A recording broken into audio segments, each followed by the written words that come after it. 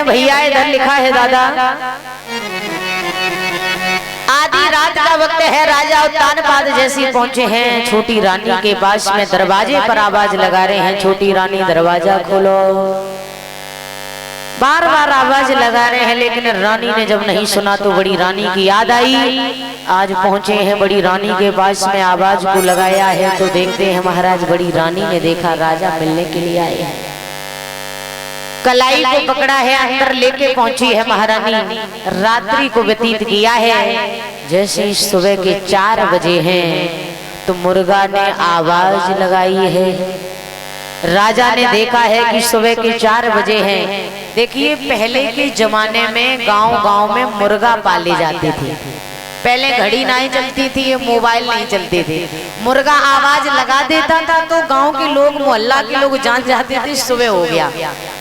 राजा ने रानी से कहा है कि मुझे जाने दो, अगर छोटी रानी को पता चल गया तो फिर जीना हराम हो जाएगा। महारानी राजा जैसे वहां से चले हैं, अब तो भैया सुबह के जैसे 8 बजे राजा पहुंचे हैं तो छोटी रानी गेट पर खड़ी है, लाल पीली आंखें किए महाराज। राजा को देखा, घोड़े से उतर के खड़े हो पाए राजा।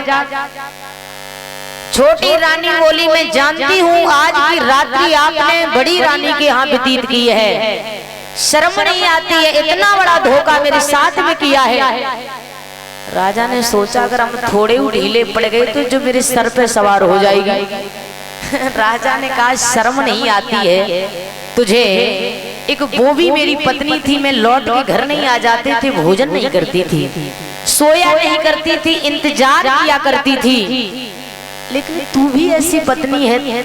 मैंने 1000 आवाजें रात्रि में लगाई, तूने एक भी आवाज नहीं सुनी। ऊपर से आरोप लगा रही है कि मैं बड़ी रानी से मिलने गए थे। ये तलवार को पकड़ मुझे मार दे, उसे जाकर के मार दे, तेरे जीवन का कंटक निकल जाएगा। बोलिए गोविंद भगवान की। छोटी रानी बोली नहीं महाराज, हम तो मजाक कर रहे थे, हमें पता है आप बड़ी रानी के पास कभी मिलने नहीं जा सकते हैं। भगवान की ऐसी कृपा हुई, दोनों रानियां गर्भवती हुई, बड़ी रानी भी गर्भवती हुई है, छोटी रानी भी गर्भवती हुई है।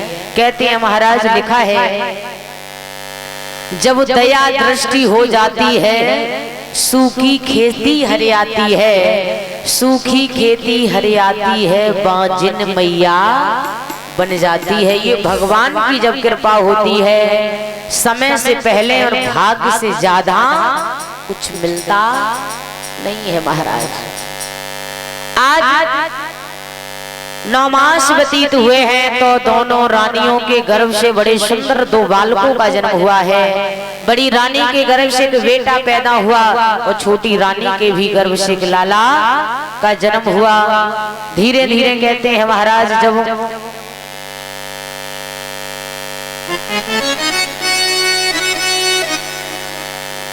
ज्योतिषियों को बुला करके महाराज दोनों बालकों के नामकरण कराए।